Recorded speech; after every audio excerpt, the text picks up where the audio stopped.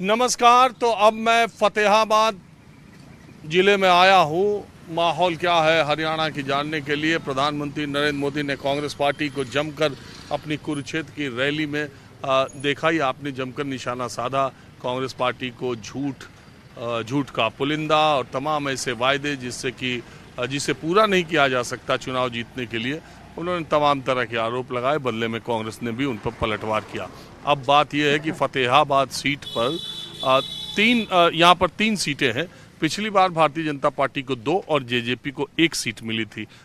इस बार चुनाव में क्या होगा? फतेहाबाद सीट इसलिए इम्पोर्टेंट है कि यहाँ पर डूडाराम भारतीय जनता पार्टी के उम्मीदवार हैं जो भजन लाल परिवार से रिश्ता रखते हैं, और दूसरी तरफ कांग्रेस पार्टी ने बलवान दौलतपुरिया को अपना उम्मीदवार बनाया है। सुनैना चौटाला जो ओम प्रकाश चौटाला के परिवार से हैं, उन्हें इनेलो ने अपना उम्मीदवार बनाया, और सुभाष गोरछिया उनको जेजेपी ने उम्मीदवार बनाया है। तो मैं आया हूँ इन 3 सीटों पर इस बार क्या होगा जानने के लिए।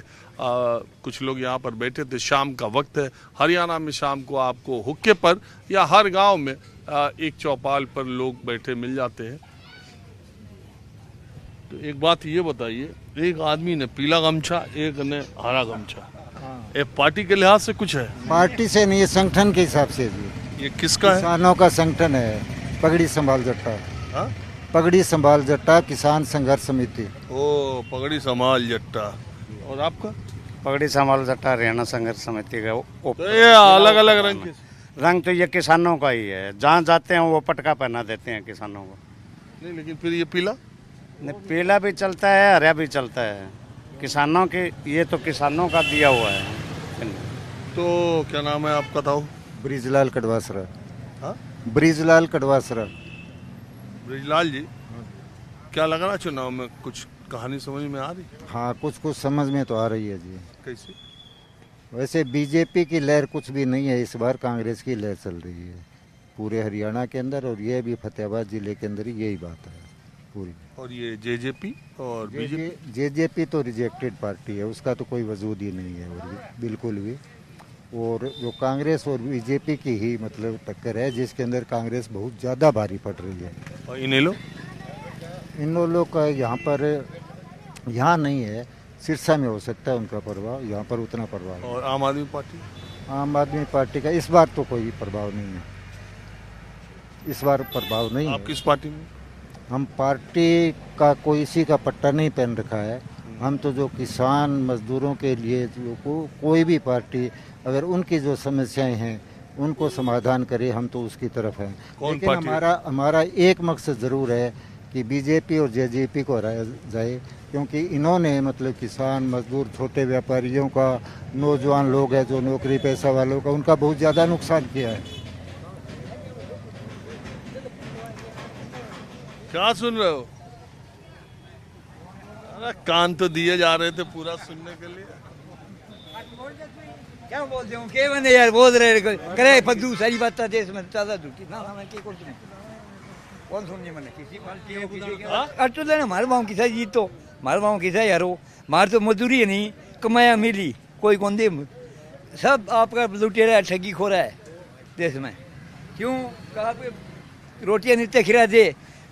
अब तो आई काको कई राहत दौड़ी वोट मांगी फिर जीत ही नहीं, लांडियों लगा दी 5 साल बात ही कौन रहा है, कोई कौन दे दो अट्टो बरे कोई कमाया मिली। एक बात है, बात सही की है। हाँ तो पकड़ी काको गई ताऊ जी राम राम फलानिया राम राम अरे पते जीती नहीं नंद कौन है किसे काम हुआ तो मैं डरूँ कौन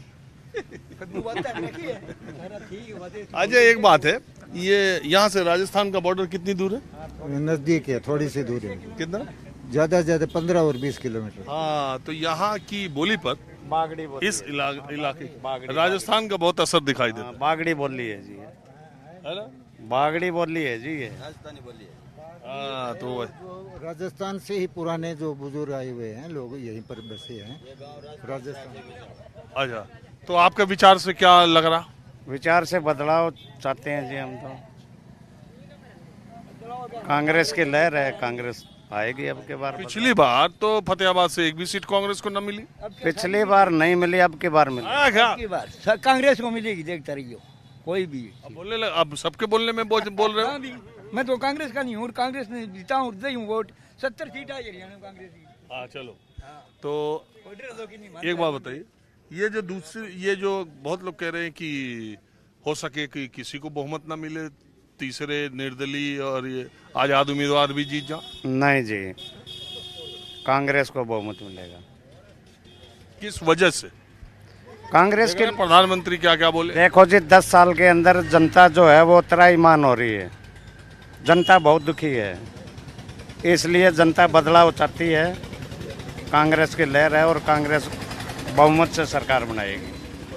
अच्छा ठीक। प्रधानमंत्री ने जो आप बोलते हो कि कुरुक्षेत्र में ये बोला वो बोला और वो दूसरों को झूठा बोलता, उससे झूठा तो कोई हो ही नहीं सकता। वो तो सब लोग पहले लोग भ्रम में थे, लेकिन उसके बाद में तो उसके सारे जुमले ही नजर आ गए। वो महा झूठा आदमी। दुनिया का अगर पुरस्कार मिले कोई नोबल, तो झूठे का पुरस्कार इस आदमी को मिलना चाहिए। अब सब बोलते रहते। हाँ जी, एक बात है, बिना कोई बात नहीं। क्या नाम है आपका? सुभाष। क्या करो? खेती बाड़ी। किस चीज की? ये नरमा। अरे भाई, यहाँ से आप लोग हट जाते तो मैं बात थोड़ा कर लेता। इतना ये कपास की खेती होती है जी। कैसा चल रहा है कपास का मामला? ठीक है, कुल मिला के। आपके हिसाब से क्या माहौल है? हमारे तो यहाँ कांग्रेस जीत रही है जी।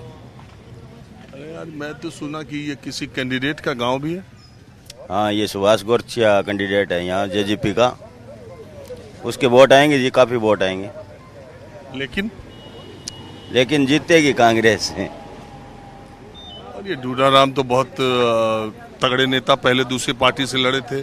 हाँ, फिर बीजेपी ने उनको टिकट। बलवान भी कमजोर नहीं है, बलवान दौलतप्रिया भी कमजोर नहीं है।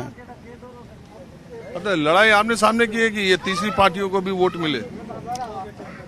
इनकी दो में टक्कर रहेगी जी, बलवान की और इस डोडाराम की। हाँ जी, नेताजी कुछ बोलना है? पूछो तो बता दें, बोलो जी। अरे यही पूछ रहे हैं, और क्या पूछ रहे हैं हम? क्या यहाँ फसलवाड़ी कौन पूछो तो कोई मोदी के बीज गए आठों ने कारण जमींदार 10 साल हो गया मर गया। अण कट रहे नहीं, इन ठाको नहीं क्या जम में फसल है, अण बीज को नहीं अण दियो। मारे किसान ने क्या चीज चाहिए? किसान ने चाहिए बीज, खाद और दवाई, बाकी आपको कुछ ना दो। अब बताओ तो 5 किलो कणक दे, 5 किलो तो मैं रोज मंगता निकाला। एक भैंस खावे टेमो टेम 5 किलो, तो मार्केट चाहे 5 किलो कणक ले लियो, बना माने बीज डंगो दे दो। ई कारण आज सरकार अभी हरियाणा तो जा रही है, आगे देखा अगली। हाँ जी, बोलो, कुछ बोलना है? ना क्या बोलना है, बोल रही है। हाँ? बोला नहीं। चलिए ठीक है, अब मैं दूसरी तरफ चलता हूँ। अब मैं